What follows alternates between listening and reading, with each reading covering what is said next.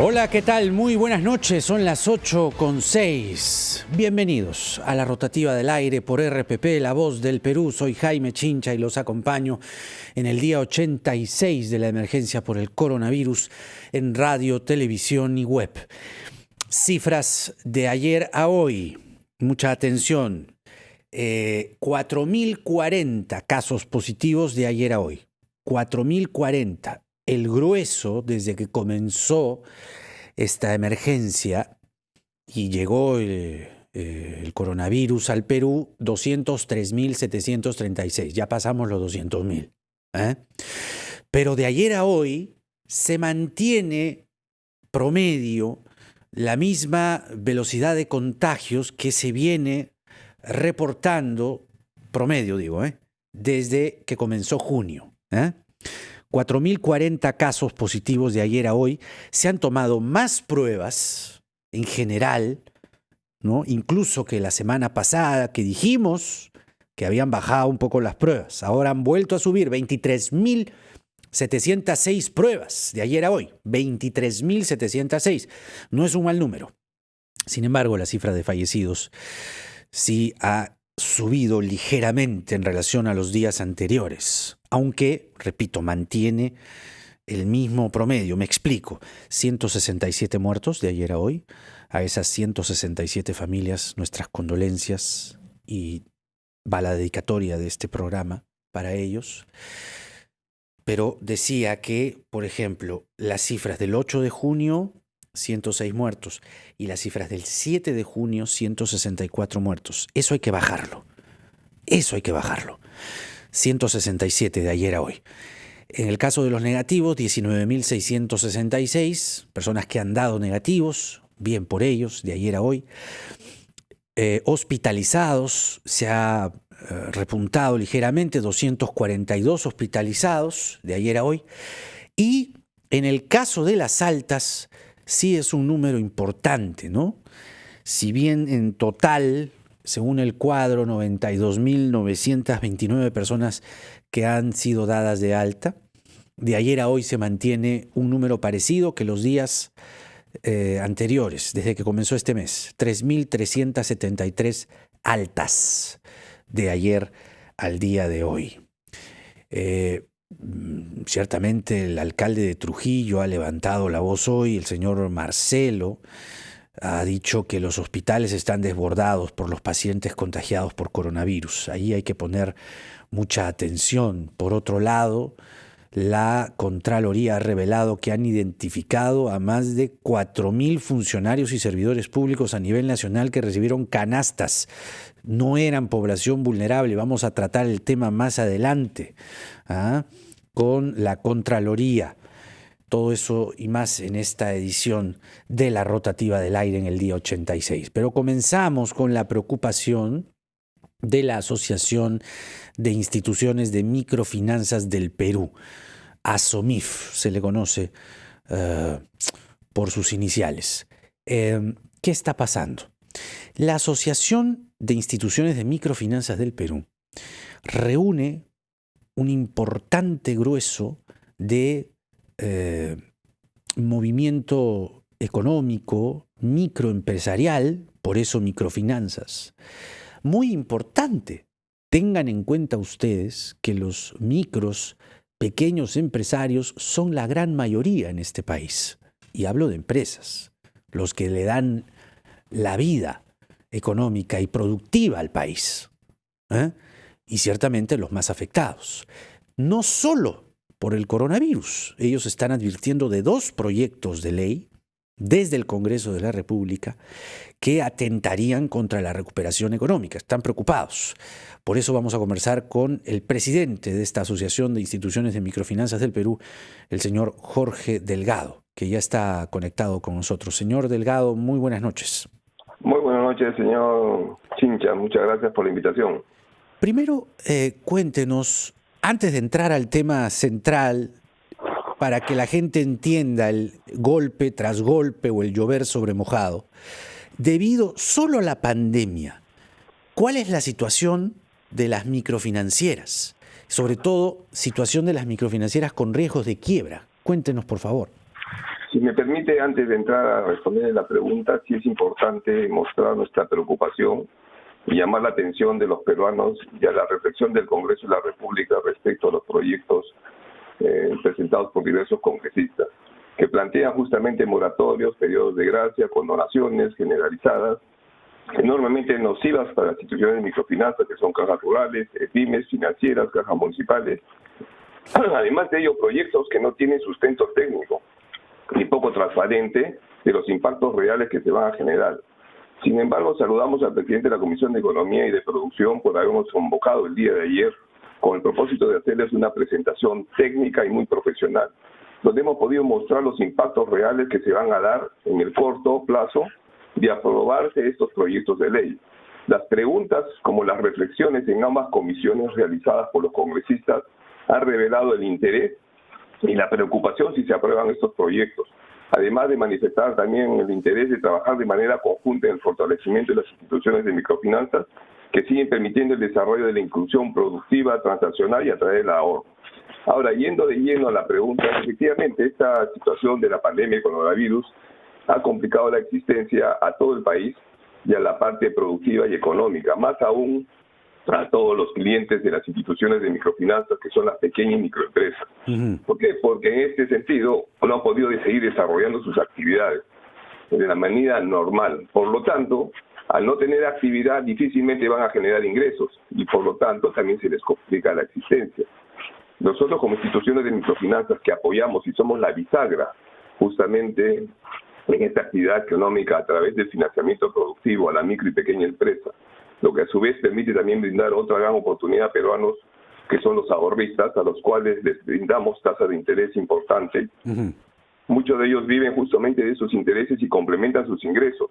Muchos han retirado plata de las AFP como consecuencia de que muchos congresistas también les pusieron o les aconsejaron que colocaran sus fondos en las instituciones de microfinanzas que normalmente pagan entre 5 y 6%. Claro.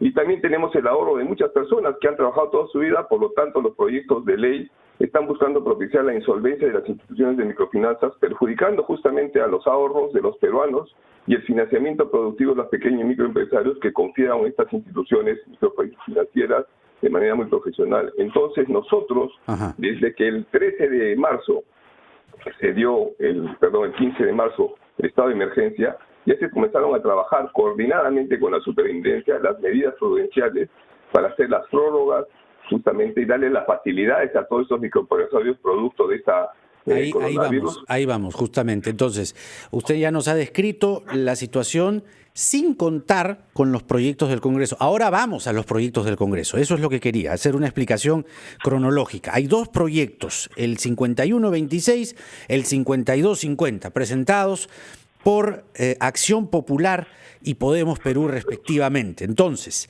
si se aprueban estos dos proyectos, díganos en cifras y en descripciones concretas. Estamos hablando de cuánto dinero y de cuántas microfinancieras que pueden quebrar con estos dos proyectos. Ahora sí. Ahí. Nosotros como instituciones de microfinanzas tenemos colocados en el sistema microfinanciero a los pequeños empresarios y microempresarios 50.000 millones de soles. Wow. Y son más o menos 5 millones de clientes, de los cuales 3 millones y pico son clientes de la pequeña y microempresa.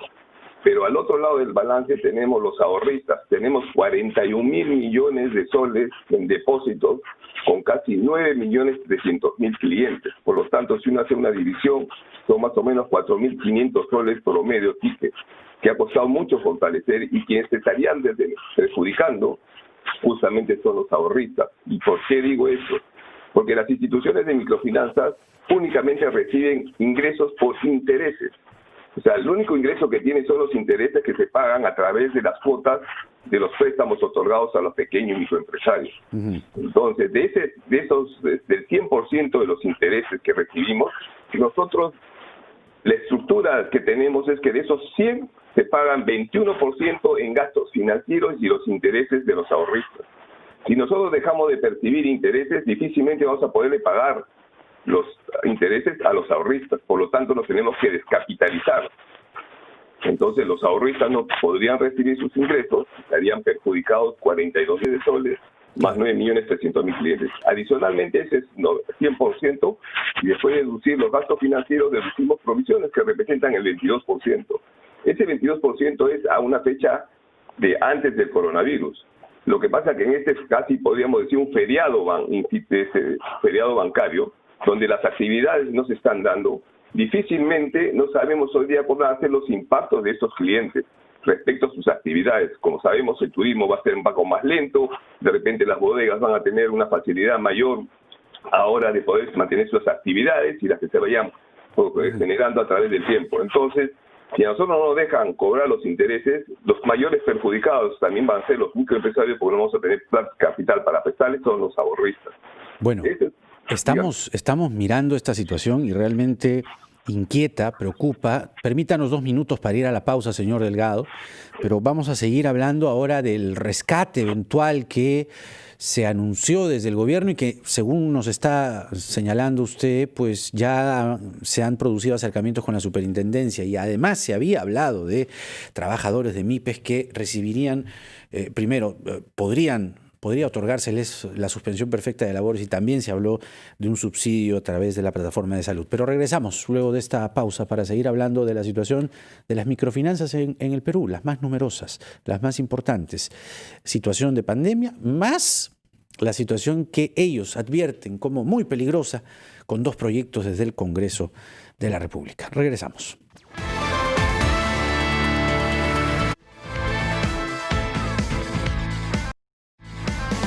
8:20. Aquí estamos en la rotativa del aire por RPP, La Voz del Perú. Soy Jaime Chincha y los acompaño en el día 86 de la emergencia por el coronavirus.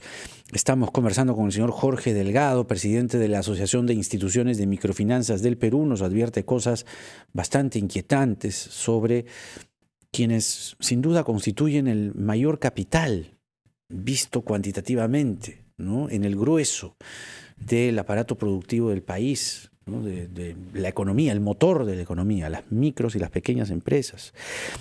Señor Delgado, yo quería preguntarle que, ya que, digamos, ustedes sienten y explican con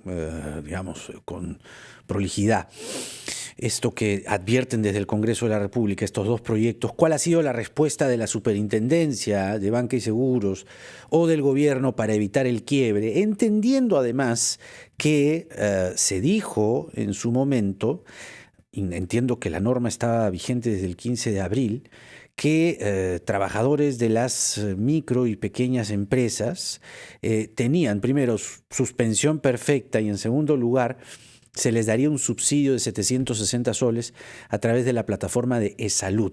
Con todas estas variables, ¿cuál es la respuesta que tienen del Poder Ejecutivo?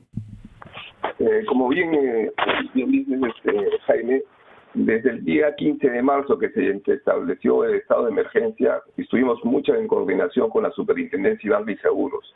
¿Por qué? Porque sabíamos que este problema de la paralización de las actividades justamente en todo el país, más aún la pequeña y microempresa a la cual nosotros financiamos,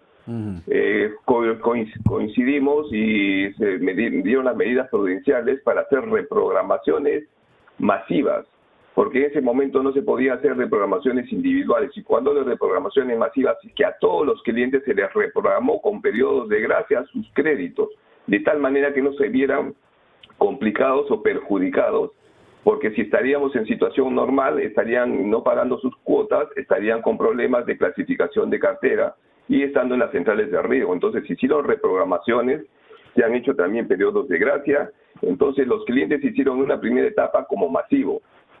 Hoy, ¿qué porcentaje, perdone que interrumpa? ¿Qué el 70%, de la cartera crediticia? De los 50.000 millones y de los son el 70%, el número es un monto, pero el número de créditos es el 70%. Por lo tanto, hemos abarcado una parte y muy importante de los clientes, pero ahora toca hacer la parte individual. ¿Por qué? Porque cada negocio y cada actividad es distinta. Una tienda, una bodega es distinto a una metalmecánica o una agencia de turismo. Entonces tenemos que juntarnos ahora de manera virtual o presencial con cada uno de ellos para acomodar esas reprogramaciones a sus reales necesidades. Entonces, por ello no es necesario que estos proyectos de ley que han sido presentados, parece que no han revisado estos congresistas, que estas normas prudenciales ya se habían dado.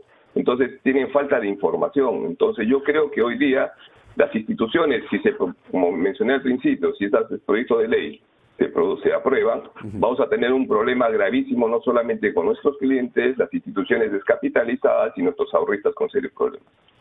Bueno, eso sin duda es tremendo. Es decir, ya había una reprogramación y el Congreso raya en lo mismo y además con prórrogas francamente avasalladoras para ustedes. ¿La superintendencia qué ha dicho al respecto? Bueno, la superintendencia justo ha ido al día previo a lo que hemos ido nosotros y les ha planteado lo mismo, que estaban las medidas prudenciales. Es más, nos hemos estado reuniendo con la ministra de Economía, con el Banco Central de Reserva y con la ministra de Economía para el programa Reactiva, que es el capital de trabajo que se les otorga a través de la subasta, y el FAE-MIPE, que es el Fondo de Apoyo Empresarial, donde también participan las instituciones de microfinanzas, justamente. El primer FAE fue para apoyar las reprogramaciones adicionales, y el FAE-MIPE 2 es para darles capital de trabajo.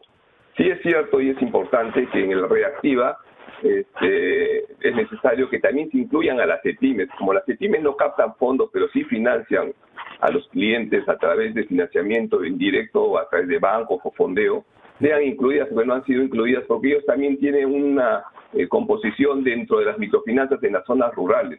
Entonces es importante que sean incluidas. Pero creo que hemos estado trabajando de manera colaborativa, compartiendo entre el Ejecutivo, el Ministerio de Economía, el BCR, Superintendencia y nosotros para sacar de manera adecuada de esta situación compleja que todavía no sabemos cuándo va a terminar. Claro. Y que agradecemos que el Congreso nos haya invitado, tanto la Comisión de Economía, como dije al principio, la Comisión de Producción, las que han entendido las reflexiones y los impactos técnicos que pueden producir y se han sorprendido de ellos. Es más, si yo le digo que existen los 42.000 millones de soles de depósitos y el Fondo de Seguro de Depósito tiene 4.900 millones, no es ni el 11 o 10% de los depósitos. Claro. Si existe un problema, tendríamos un problema complejo y eso sí involucraría que el Tesoro tendría que entrar a tallar por las diferencias. Entonces creo que es un tema sumamente complejo que la Comisión de Economía, la de Producción han tomado en consideración y esperamos que la Comisión de Consumidor nos invite también para presentarles las mismas aspectos técnicos para que puedan evaluar y ver que realmente esto podría ser complejo y complicado. Ahora, nos informa usted que el 70% de su cartera crediticia ha reprogramado, ¿no? Y eso fue al inicio de la pandemia. ¿Piensan hacer algunas nuevas reprogramaciones, entendiendo que hay varias que podrían estar por vencer? ¿Cuál fue el periodo de tiempo que se condonó, digamos? ¿Cuál fue el plazo que se dio en esta primera fase a este 70%, y si están pensando de ese 70% reprogramar nuevamente algunas deudas, entendiendo la situación?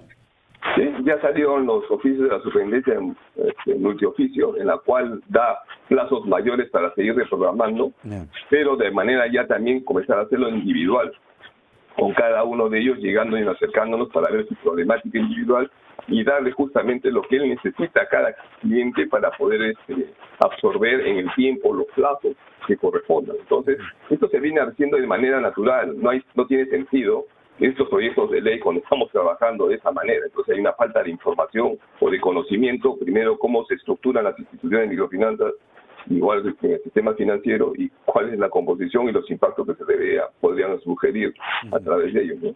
Claro. Muy bien, señor Delgado, realmente estamos preocupados por esta situación, porque ustedes captan, digamos, la primera fase de quien tienta, ¿no?, o asoma a la formalización, ¿no?, a poder, digamos, entregar su dinero, a poder invertirlo, a poder ganar intereses, a entrar en un aparato productivo importante que le ha hecho mucho bien a la economía en los últimos años y que hoy ciertamente con la pandemia tuvo un primer impacto y ahora con el Congreso y estos dos proyectos tendría un segundo impacto. ¿Ha podido evaluar, digamos, cuál es la temperatura de los congresistas, si hay consenso para que estas dos normas perjuiciosas para ustedes eventualmente se aprueben o no? Bueno, como mencioné al inicio, ayer en la Comisión de Economía y de Producción, realmente sentimos que realmente entendieron la problemática y los riesgos a los que estarían incursionando. Sí, como claro, le preguntaba, porque ahí no están todos los votos, pues.